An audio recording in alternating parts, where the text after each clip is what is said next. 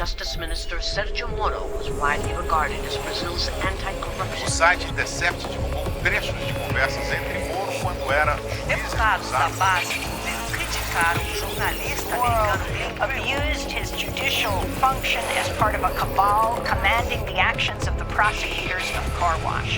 Hello, I'm Richard Gisbert, and you're at The Listening Post. Here are some of the media stories we're covering this week. Brazil, a new scandal relating to the car wash corruption case. A judge turned politician now faces a journalistic brand of justice. An expose by reporters in Puerto Rico brings down the governor there. Taking evasive action while online, the enduring and rising popularity of VPNs. And cometh the hour, cometh the man. Boris Johnson takes office in the UK, setting at least one media heart aflutter. It's not often that an investigation into a corruption scandal becomes a scandal in and of itself, but that is exactly what is unfolding in Brazil. Last month, an online news outlet, the Intercept Brasil, began publishing a series of exposés about the wheeling and dealing of the Minister of Justice, Sergio Moro. In a previous life, Moro was a judge in charge of Operation Car Wash, an investigation into the biggest case of political corruption in the country's history. It resulted in the arrests of hundreds of politicians and business figures, hastened the fall of one president, and landed another former president behind bars. Moro's work on that case and his depiction in the Brazilian news media as an anti-corruption crusader helped get him the job of Minister of Justice, appointed by President Jair Bolsonaro. Now, the news outlets that helped create Moro are having some serious second thoughts, and the journalists at The Intercept who broke this latest Moro story are starting to feel the heat from the Brazilian authorities. Our starting point this week is Rio de Janeiro.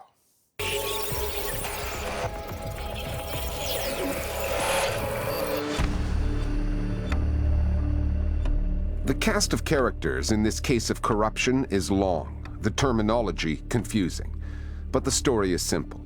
Back in 2014, the judge appointed to preside over the Operation Car Wash investigation, the case Brazilians call Lava Jato, was Sergio Moro. The probe uncovered money laundering, bribery, and corruption at the state-owned energy company Petrobras. Several members of the ruling PT party under leftist President Dilma Rousseff were jailed for their part in the scheme. Moro was cheered on, lionized by Brazil's mostly right-wing media. TV channels like Globo and Record, magazines like Veja. He was seen as a future president. Now he is fighting for his political life because of an investigation into his investigation, known as Vaza Jato, and a series of text messages between him and prosecutors that strongly suggest that, legally speaking, the fix was in.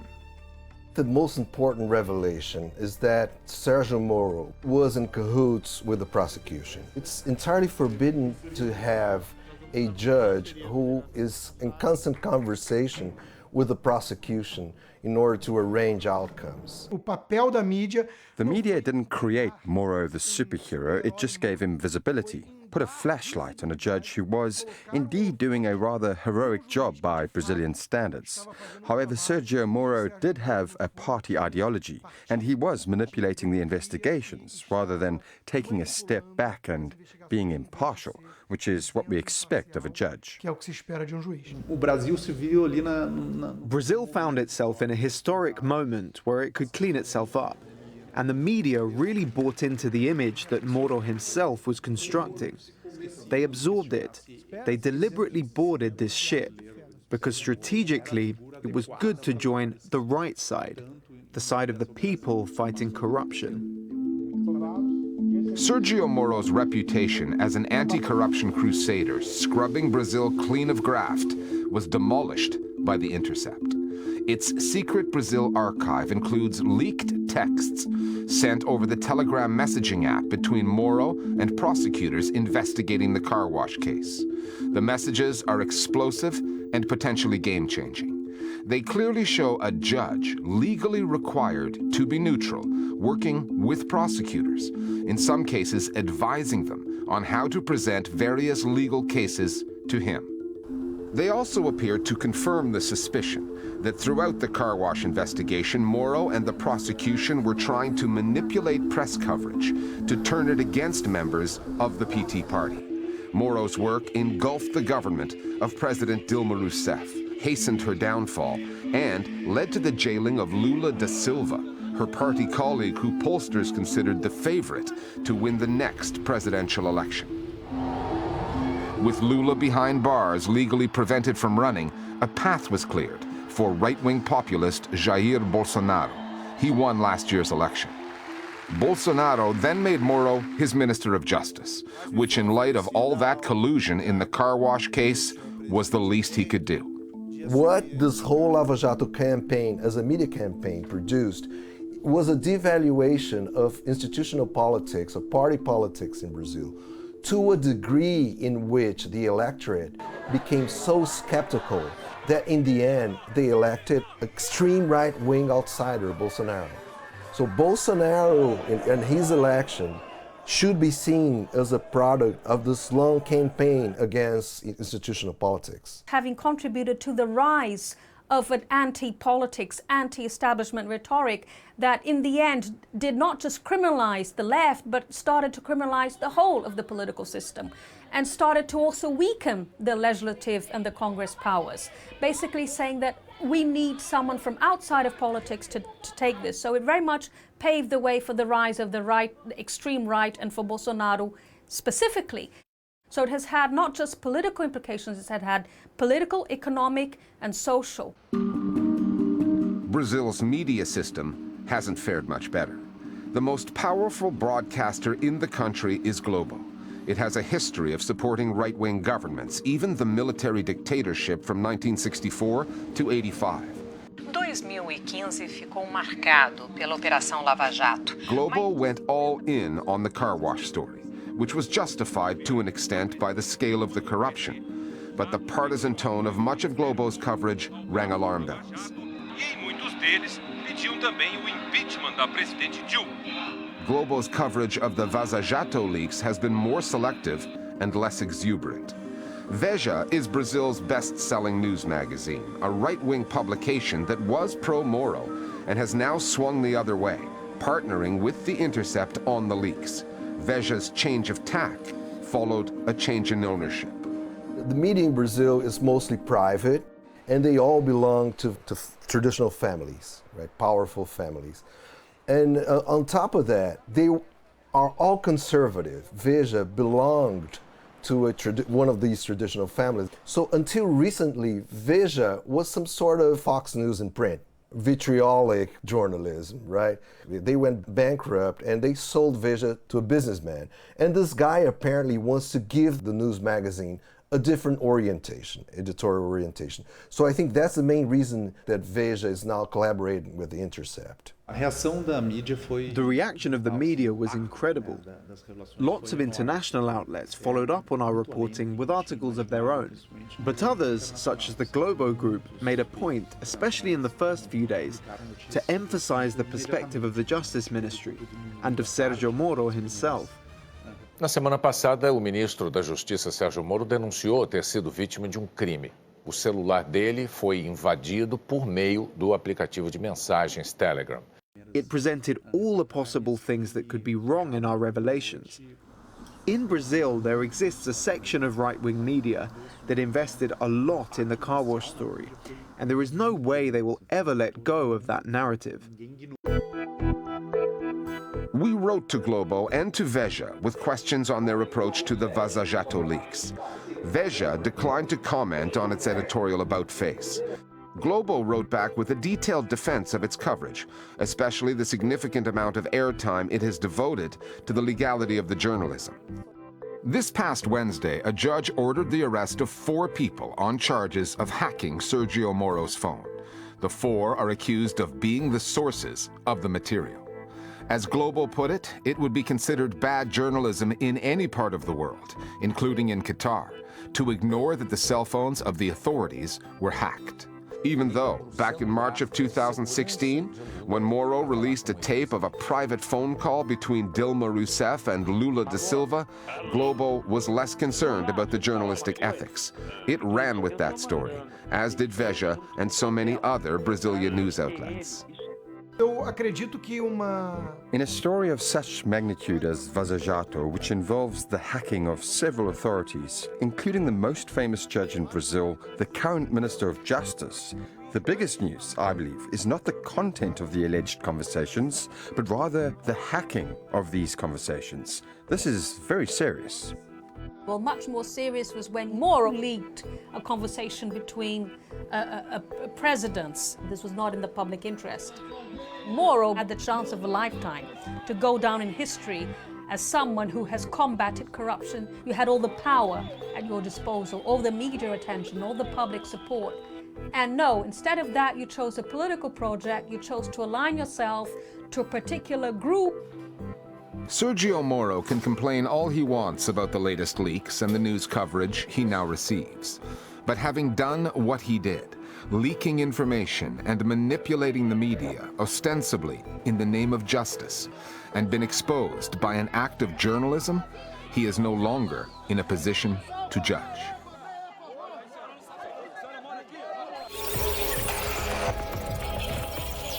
We're discussing one other media story on our radar this week with one of our producers, Flo Phillips. Flo, the governor of Puerto Rico, Ricardo Rosselló, has announced that he's resigning next week as a result of a scandal exposed by local journalists. Who are these journalists and what did they reveal?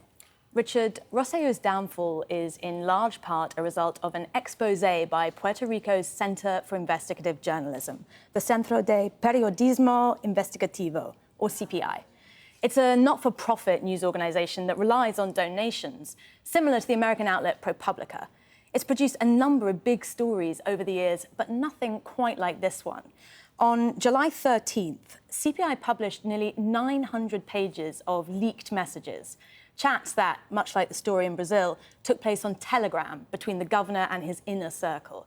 Now, I would read out examples, but many of them are pretty obscene, sexist, homophobic exchanges about political opponents, celebrities like Ricky Martin, even some journalists, including the CBS reporter David Begnaud and Puerto Rican journalist Benjamin Torres Gotay. And what was the reaction to these revelations on the Puerto Rican streets? I mean, it was huge, Richard. Hundreds of thousands of people hit the streets to protest, calling for Rosselló's resignation. For years now, Puerto Ricans have been dealing with alleged government corruption, mounting debt, prolonged recession, and a number of natural disasters, 2017's Hurricane Maria among them. More than a dozen government officials have resigned in the wake of CPI's exposé. Rosselló himself, however, took his time. This past Wednesday, 12 days after the protests began, he took to Facebook Live to announce his resignation. Durante los pasados días, muchos de ustedes han estado ejerciendo su derecho a la libertad de expresión. Hoy siento que continuar en esta posición representa una dificultad para que el éxito alcanzado perdure. And without the work of a group of journalists at the CPI, Rosselló would almost certainly still be in the job. Okay, thanks, Flo. Here at The Listening Post, we've sometimes wondered, how many of our online viewers are watching us over a VPN? How many of you are disguising your location, changing it from Beijing to Boston, from Riyadh to Reykjavik, to cover your tracks? Virtual private networks have been around for more than 2 decades now, and they were not originally developed to circumvent surveillance and censorship. They were tools for corporations and governments to connect their offices in different countries to make it easier for people to work together. But as the monitoring and control of the web have grown, a market has emerged and expanded for people to work around internet blocks and to hide their location online. Particularly popular in countries with authoritarian tendencies such as Iran, China, and Turkey, VPNs are now getting downloaded in more and more countries like Sri Lanka, across the Arab Gulf, as well as the US, as data theft, online tracking, and web blocking grow increasingly common. The Listening Post's Meenakshi Ravi now on the use and uses of VPNs.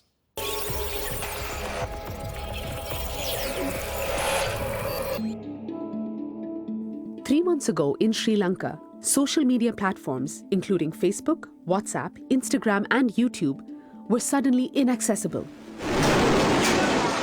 A series of bomb attacks across the city of Colombo had security forces on high alert. The government said the online blocks were necessary to prevent misinformation from spreading. This was the second time in just over a year that social media access was cut off across the country, and it did not work very well. Sri Lankans rely on social media as a primary mode of communication, so about 1 million of them turned to their VPNs, rerouting their way virtually back onto those platforms. VPNs, virtual private networks, first came into use in 1996, and they are among the most enduring innovations in online browsing, with popularity on the rise around the world. Countries like Vietnam, Indonesia, and Turkey rack up some of the highest numbers of software downloads. Turkey is notorious for its internet censorship. Over 240,000 websites are currently blocked from Turkey. And in addition to that, over 150,000 URLs of well-known newspapers and online news media outlets like Deutsche Welle, BBC News, Turkish news outlets like Cumhuriyet, Bir Gün, Evrensel, and others. So if you're trying to access alternative news, you cannot see them from Turkey unless you use VPN. It has become part of the daily internet usage. Very recently, for example, during the protest in Sudan, the authorities issued an internet shutdown, and a lot of people were using VPN to circumvent this censorship. It really enabled thousands and thousands of people to have access to social media, to share pictures, videos, to communicate between each other, but also with the world about what was going on in the country. On one side, you'll have the activists and the journalists who are using VPNs to get information out of a country. Then you'll have more ordinary users who just want to watch pornography or sport, and people do that all the time. I don't know if that's legitimate use for VPNs. Obviously, some will skirt legality, but people use VPNs for all different sorts of reasons. VPNs used to be quite complicated and difficult to set up.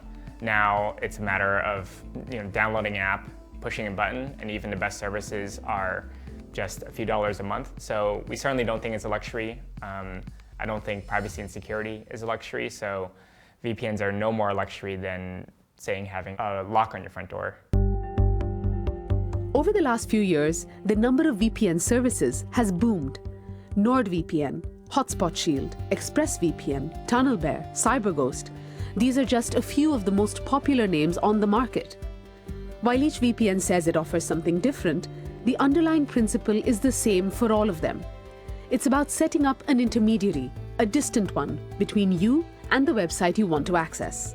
So the way that a VPN works is, it's essentially a computer elsewhere in the world that you first connect to before going to the internet. So if you were in Sri Lanka, you could connect to a VPN outside of the country in the US and then go to Facebook, and then that way you can actually access these services. They also encrypt traffic as well, so anyone on the same network, be that on your home Wi-Fi, your work network, a public cafe, or even your internet service provider, they will not be able to see the websites that you're going to.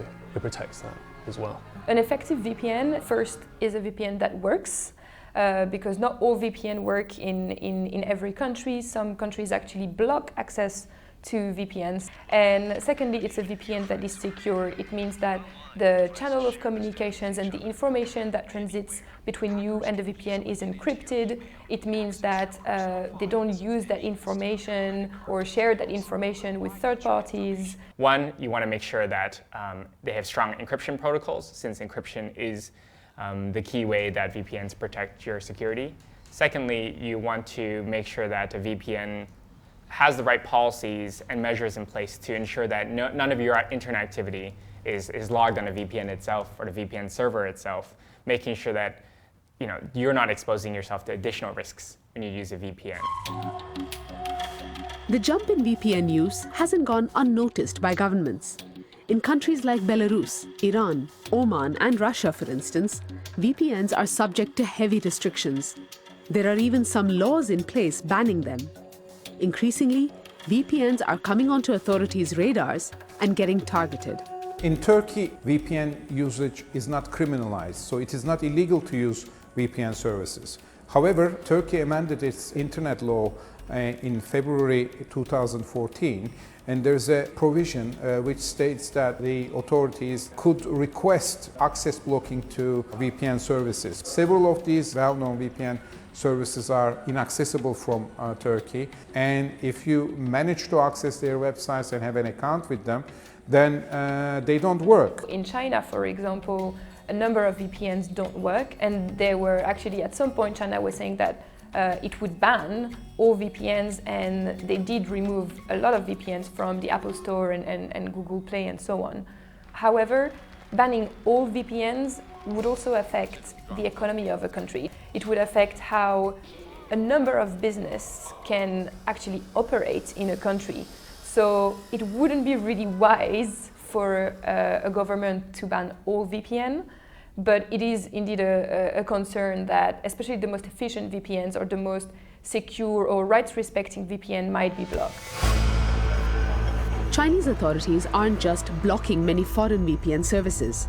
They've been actively pushing the use of state-approved and locally created VPNs. Users have to register to use them and explain why they need them. These services guarantee neither privacy nor anonymity. And in a country where censorship is stringent and dissent is squashed, unsecure VPNs that come with Beijing's seal of approval leave many people exposed. But it isn't just state-sponsored or state-approved VPNs that have holes in their security. With free VPNs, it's a case of downloaders, beware. Generally speaking, users can't really trust free VPNs. They may create a log of all the websites you visited and then sell them to a third party, perhaps an advertiser or another sort of agency. So a paid-for VPN, which is really the only way to actually do it securely, is in some ways a luxury good. It can cost anywhere from $5 to $10 to $20 a month to have this sort of additional security precaution that the vast majority of people probably aren't prepared to pay for. That being said, the barrier of entry for VPNs has dramatically decreased. You no longer have to be a technologist to use them. You can download an app onto a very cheap, low-powered Android phone, and that can provide a high level of protection as well. VPNs have come a long way. They were initially used just by large corporations. Then they became the online tool of choice for journalists, campaigners, and political dissidents. However, as online tracking, geo-blocking, web shutdowns at random, and unsecured public web connections have increased, VPNs have become used in some of the most unexpected ways. Turkish internet users are technologically savvy, I would say, youngsters, but the older generation as well. Now parents teach their children how to access Wikipedia through VPN so that they can do their homeworks from Turkey. You know, I've seen students logging into a server in a different time zone so that they can get their test results early, or K-pop fans around the world logging into a Korean server so that they can vote for their favorite band in an online poll. So some of those more esoteric use cases are surprising, but when it comes to government and state blocks, that is something that we've been seeing all around the world for the past decade and will only continue to increase. And finally, Britain has a new Prime Minister, and it's safe to say that not everyone is thrilled about the news. But Boris Johnson can count on journalists like Toby Young. Cometh the Hour, Cometh the Man is a gushing 5,000-word essay that Young wrote about Johnson on his student years, his political career, his so-called skill set, even his physique. The feedback on Twitter ranged from "it's bizarre" to "disturbing" to "it reads like some erotic fantasy." We asked Young what he made of that, and he came back with a quotation from Oscar Wilde, the one that goes, "There is only one thing in life worse than being talked about, and that is not being talked about." We'll leave you now with some snippets from Young's essay read by a voice artist. So brace yourself. See you next time here at The Listening Post. I first set eyes on Boris Johnson in the autumn of 1983 when we went up to Oxford at the same time.